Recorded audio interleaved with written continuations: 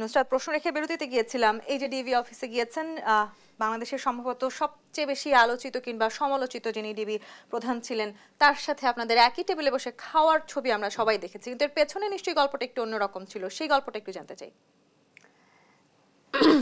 আমরা ডিবি প্রধান হারুনের টেবিলে ওনার সাথে খাওয়া দাওয়া করতে এটাকে আমরা অনেককে দেখেছি, এবং প্রত্যেকবার আমরা দেখতে পেয়েছি যে জনগণ বুঝতে পেরেছে ঘটনাটা কি। আমরা ভেতরে যাওয়ার পরে বুঝলাম আসলে ঘটনাটা কি। আমাকে যখন নিয়ে যাওয়া হয়, আমাকে ডিজিএফআইয়ের অফিস থেকে ঘুরিয়ে যখন ডিবির অফিসে নিয়ে যাওয়া হলো, ওখানে আমাকে রাখা হয়েছিল অবৈধ অস্ত্র এবং মাদকদ্রব্য জিম্মা করে রাখার যে ঘরটা, সেখান থেকে আমাকে প্রথমে মিরপুর জোনের ডিসি, তারপরে ডিবি প্রধান হারুনের কাছে নিয়ে যাওয়া হয়। হারুনের প্রথম কথাটা এরকম ছিল যে তোমরা আন্দোলন না করলে তো এত কিছু হতো না, এত সহিংসতা হতো না। ছাত্র মারা যাচ্ছে তো সন্ত্রাসীদের কাজ, পুলিশের গুলিতে তো কেউ মারা যায়নি, কিন্তু পুলিশ মরছে কিভাবে, পুলিশ মারছে কারা, তোমরা মারছো তাহলে? স্যার আমরা তো নিরস্ত্র, আমরা কিভাবে মারবো? স্যার তোমরাই তো মারছো, পরোক্ষভাবে হলেও তোমরা মারছো। তোমরা যদি আজকে বাংলাদেশের মধ্যে অশান্তিটা না করতা, তাহলে তো আমার এতজন পুলিশ মরতো না। এখন যদি সকল পুলিশের মৃত্যুর দায় চাপায় তোমার নামে মামলা দিই, তাহলে তোমার কি হবে? আর মামলা তো তুমি একা খাবে না, তোমার পরিবার সমেত মামলা খাবে। আমাকে ওনার সামনে দাঁড় করিয়ে প্রথম 1.5-2 মিনিটের বক্তব্য ছিল এরকম। তারপর আরও যা যা হতে পারে এরকমই। আমাদের যখন খাওয়ার টেবিলে এনে বসানো হলো, আমাদের কিন্তু আপনারা শুধু চামচ নাড়ানাড়ি করার ছবি পেয়েছেন আমার যতটুকু মনে হয়। এটা আমি আসলে অনেকবার এই ভিডিওটা দেখেছি। আমি ঠিক এই প্রশ্নটাই আপনাকে করতে চাইছিলাম নুসরাত। আমি জানি না আসলে এরকম ভাবে কেউ লক্ষ্য করেছে কিনা, আপনারা বারবার আসলে নাড়াচাড়া করছিলেন, আপনাদের বেশ কিছু বডি ল্যাঙ্গুয়েজ ছিল, সেটিও আসলে অনেকটা কিন্তু আমাদের একটু বোঝার চেষ্টা করছিলাম আমরা যে কতখানি আসলে আপনারা সেখানে স্বইচ্ছায় ছিলেন।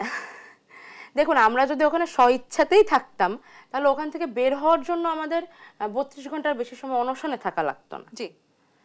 এবং সেখানে অনেকের আবার এটিও একটু জানার আগ্রহ আছে যে আপনারা অনেকে বলার চেষ্টা করছিলেন যে আপনাদের কিছু সাইন ল্যাঙ্গুয়েজ আপনারা ব্যবহার করেছিলেন, আসলে কি করেছিলেন? সাইন ল্যাঙ্গুয়েজ ব্যবহার, সত্যি কথা বলতে দেখুন, আমাদেরকে যেখানে বসিয়ে রাখা হয়েছিল, আমরা কিন্তু কেউ কারোর সাথে কথাবার্তা বলতে পারিনি। আমাদের সামনে অফিসাররা ক্যামেরা নিয়ে রেডি, তার ওপাশে হারুন সাহেব হোলস্টার থেকে খুলে বের করে রেখে টেবিলের উপরে আর্মস্টাম্প রেখে একদম ফুল সেট আপে রিডিং পড়ো, নাহিদ পড়ো। এখন আমরা যে নিজেদের মধ্যে কেউ কথা বলবো এটার কোনো সুযোগ ছিল না। ওই অবস্থায় আসলে যার যেভাবে মনে হয়েছে আমি কিছু করতে পারি বা না পারি, আমি সত্যি এটা নিয়ে সার্জিস ভাই, আসিফ ভাইয়ের সাথে কথাবার্তা বলতে পারিনি। তবে হ্যাঁ, হতেই পারে, কারণ তারা যেহেতু সরাসরি এটা কখনো অপোজ করেনি, আমার মনে হচ্ছে যে হ্যাঁ, কিছুটা সত্যতা থাকলেও থাকতে পারে। আপনাদেরকে আসলে কোনো রকম মানে নির্যাতন করা হয়েছিল কিনা? হ্যাঁ, নির্যাতন করা হয়েছিল, ফিজিক্যাল মেন্টাল টর্চার আমাদের উপর হয়েছে, কিন্তু এক্স্যাক্টলি আপনাকেও ফিজিক্যালি টর্চার করা হয়েছে? ফিজিক্যালি টর্চার বলতে যদি মারধর বোঝেন তাহলে হ্যাঁ, অবশ্যই টর্চার করা হয়েছে, কিন্তু সেটি আসলে বাংলাদেশে আইনসম্মত কিনা আমি জানি না। কোনো ধরনের অ্যারেস্ট ওয়ারেন্ট ছাড়া একজন নারীকে ধরে নিয়ে গিয়ে আসলে কোনোভাবে ফিজিক্যাল টর্চার করা যায় কিনা? দেখুন, সত্যি কথা বলতে আমাদের নিয়ে যাওয়াটাই তো বেআইনি ছিল।